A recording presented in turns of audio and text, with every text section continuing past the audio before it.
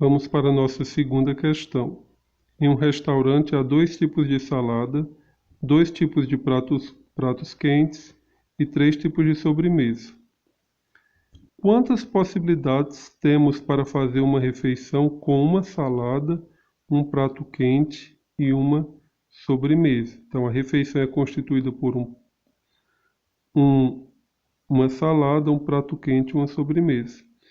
Então, eu queria enfatizar mais uma vez como é que funciona o princípio fundamental da contagem. Por isso que eu fiz esse diagrama novamente, tá?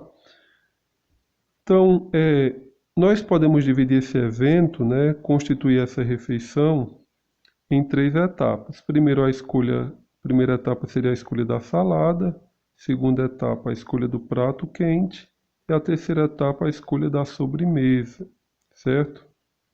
Perceba que para a primeira etapa, nós temos 2 possibilidades para a escolha da salada. Então, posso escolher tanto a salada 1 como a salada 2. Então, a gente tem 2 possibilidades de escolha para a primeira etapa.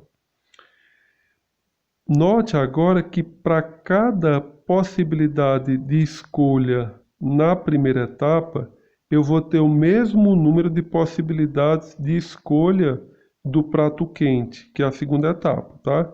Então, se eu escolho a salada 1, na segunda etapa eu posso escolher tanto o prato 1 como o prato 2. Se eu escolher a salada 2, eu vou ter também 2 possibilidades de escolha de prato quente, prato 1 ou prato 2. Então, para cada possibilidade aqui na primeira etapa, eu vou ter o mesmo número de possibilidades na segunda etapa. Se eu escolher a salada 1, eu tenho 2 possibilidades. Se eu escolher a salada 2, eu também vou ter 2 possibilidades. Prosseguindo, perceba agora que para cada opção aqui na segunda etapa, eu vou ter o mesmo número de possibilidades na terceira etapa, que é a escolha da sobremesa. Então, se eu escolher o prato 1 na segunda etapa, eu vou ter 3 opções de sobremesa, certo? Na terceira etapa. E se eu tiver escolhido o prato 2, eu também vou ter 3 opções de sobremesa. Da mesma maneira aqui, prato 1, 3 opções, prato 2, 3 opções de sobremesa. Então, isso é o fundamento do princípio fundamental da contagem, certo? É necessário que isso aconteça para que eu possa utilizar o princípio fundamental da contagem.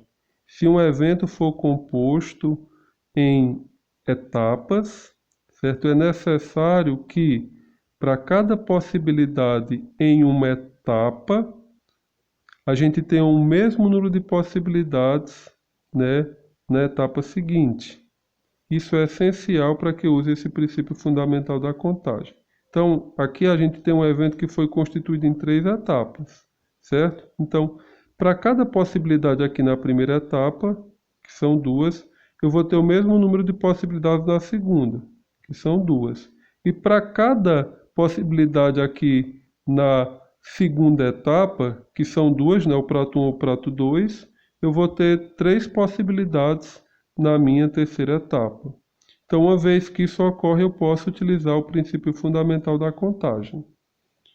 Então, a gente usa usando esse esquema prático, né? Então, tracinho corresponde aqui à salada, né?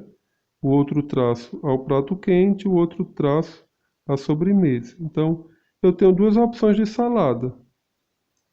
E para cada opção de salada, né, eu vou ter 2 opções de prato quente. E por fim, para cada opção de prato quente, eu vou ter 3 opções de sobremesa.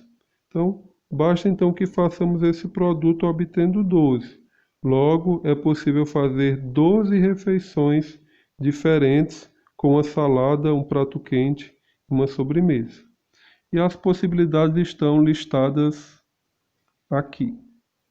As possibilidades vão estar listadas aqui, caso vocês queiram saber quais são. Então, é isso. Essas primeiras questões são um pouco mais demoradas em virtude de entendermos como é que funciona o princípio fundamental da contagem.